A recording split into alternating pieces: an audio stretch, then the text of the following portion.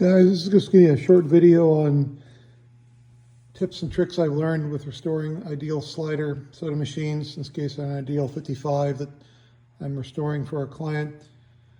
This one, we've taken the inner tub out. The machine itself, machine body is actually being painted right now.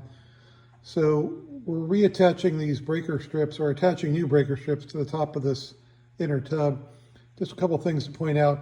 The old strips, if you're going to try to reuse them, be very careful. These are very brittle. See, this one broke. I've broken a couple over the years, taking these out. You have to be very, very careful, very deliberate if you're going to try to reuse these when you remove them. My method for taking these out is I just use a Dremel tool on the back and grind the back where the rivet is, and then the rivets usually pop out pretty easily on those strips. But if you're going to reuse them, be very careful. In this case, we're using a new set of breaker strips from Funtronics. I believe Soda Jerk also has a set that they market.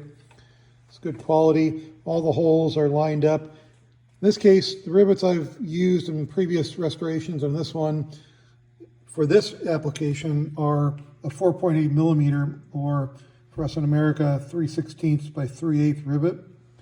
And I'm using this standard, very basic manual riveting tool, rivet setting tool. This one I got on Amazon. It's nice. It comes with 4 different tips, 4 different size rivets. Comes with a small supply of each of them. I'll put a link in the comment section or the description of the video with a link to this on Amazon. But it's fairly inexpensive, and I'll just show you real quick how the riveting works.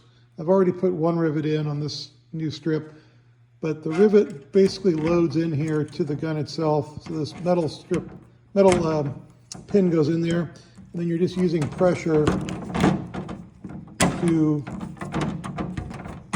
set the rivet.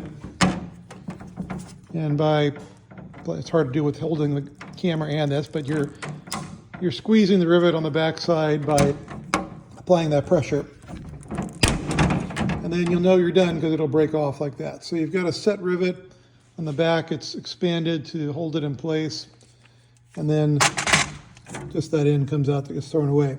So it's a fairly straightforward process, and I think it will have a nice look to it.